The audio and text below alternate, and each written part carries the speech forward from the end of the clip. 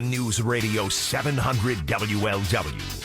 Rock, your kids, what's Bo now, your oldest? He's 10, He's 11? He's 11, yeah. Yeah, so he does not have a cell phone or any of that thing yet, and God willing, he won't have one for a while, but... Does he know how to work a phone, though? Absolutely. Is he afraid to actually, call you were he to need you? Yeah, I don't think so, but that's what we're seeing. There's a big trend right now. Younger people just simply can't talk on the phone. And it's like an anxiety thing. They just either they haven't done it enough or haven't been told that, hey, you got to have some uncomfortable conversations with people, and that's part of life.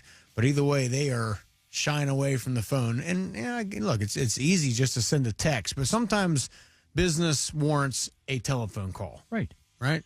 Cut to the chase. Get it over with. You Right. can sit there and text back and forth forever. If you have a 10-minute phone call, it beats the hell out of exchanging 100%. text for an hour and a half. Right. The title of the article we found was Gen Z battling with phone anxiety and taking telephobia courses to learn the lost art of a call. Now, here's someone who can speak to us about it. He's a workplace expert. He's the CEO of Samurai Success. He is an author. He knows what he speaks in this case. David C. Olcott, welcome to the program. Eddie, Rocky, thanks for having me on the show. So, David, explain, is this that big of a problem that these kids are freaking out that they might have to talk to somebody on the phone? It really is, unfortunately. As a matter of fact, if I said to you this adage that you guys know so well, that practice makes perfect. Yes.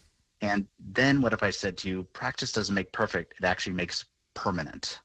And so what you practice over and over again, you get really good at. Yeah. But what you don't practice affects your confidence.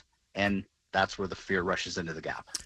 So who's the blame here then? Is it parents not making their kids at a young age, hey, you're going to pick up the phone and you're going to call your coach and tell them why you can't make it to practice or whatever, any sort of example? Is that why the parents aren't demanding that their kids at a young age learn to do this? And to your point, if you don't do it, you're never going to become good or comfortable with it. Yeah, there's plenty of blame to go around with it, but let's just get down to the brass tacks. What's going to change this? And if you're noticing your kids are really struggling with this, role playing is a great example of being able to do that. Put them in a safe environment with you. And by the way, if you're not the best coach for them, then have the mom do it or the sister or whatever. But getting people into a practice of being able to do that, because when the pressure gets up to you, you don't rise to the occasion. You feel the highest level of preparation. Getting your kids prepared is the key to that. Yeah, well, that's the thing. I wouldn't know how to handle it, David, to be honest with you. If my kid told me he was afraid to talk on the telephone, I wouldn't know how to coach him up. And again, to your point, get someone who can, but I wouldn't even know where to begin. I believe that's why you're seeing this frontier of telephobia courses actually being presented to us. Right. I mean, is it just that there's too many other ways that are easier, right? There's, email is non-confrontational.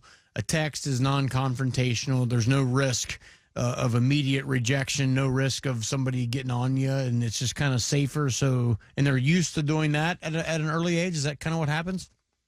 That's exactly what happens. And I will tell you, the risk, even though it's not known, it's actually riskier to use words as your primary way of communication, because when you're getting someone else to take action on the other side, there's this amazing information that says only 7% are actually generated through words. 38% is by your tone, and 55% of it is by your gestures.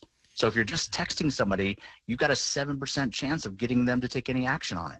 I agree with that too. And the other thing with text messaging is, to your point, there's no connotation. Like, you can take a text message, especially without punctuation, you can take out of context a little bit. Like, is that guy pissed off at me? Maybe they're not at all. But if you're talking on the phone, there's inflection and there's a tone of your voice, and you can, the message is better received versus a text or an email is kind of dry and barren, and people can take that many different ways. And I absolutely agree. As a matter of fact, that tone that we just talked about, which is 38% of that communication, the person waking up out of bed is going to decide the tone of your emails or your text messages. Are you sure you want them to decide your tone? Because if you do, Yeah. you're going to be in trouble. Right, and that's the case too when you're reading something like that. You might not mean what they're reading into it at all. But hey, maybe they woke up on the wrong side of the bed. They're going, "Hey, this guy's trying to get up into my stuff here. Screw him." And it starts, right? That's a beauty. And by the way, it's so funny because so much of this is common sense. As you and I are talking this out, you're actually very knowledgeable about how to help your children or anybody else really get in this, because it really is just common sense, but it's not so common to them because they just haven't practiced as much as you and I have. Yeah, I try to right now. My oldest son's 11, my middle son's 6. Even little things like we go to a restaurant, I'm like, you or Kelly, my wife will say, he'll have a no. You tell him what you want to drink, what you want to eat, and try to go about that a little bit. But David, what about there's so many jobs to one degree or another involves sales, and you got to get people. You got to convince people. How is this lack of communication, lack of talking on the phone? Is it a detriment to people in the sales profession? Yeah, in sales, I mean, you've got to have that face-to-face communication, whether it's over the phone or not, and not having that successful confidence to be able to do that is definitely going to kick you out of the ability to be able to be taking care of, your family and everything else that goes along with. So it's incredibly important. So there's some real clear tips that I can share with you about really how to be able to handle that if you're dealing with this anxiety. Yeah, and these classes, David, are they starting to be more and more prevalent? People that actually kids going in and taking seminars and classes on how to actually communicate through the phone. Yeah, these kids are coming in and into the workforce, and they're seeing the demand of the marketplace. It just says, hey, you've got to be able to do this skill set. You've got to have these capabilities. These courses are going to get bigger and bigger just because of supply and demand. Wow. With that, it's unbelievable, but we live in odd times. David C. Olcott, people want to find out more about you. Where can they go? Well, we're ready to take it to the next level. We can help. So it's at samuraisuccess.com is our best point of contact. All right. Great. Very good. Thanks so much. Thanks so much.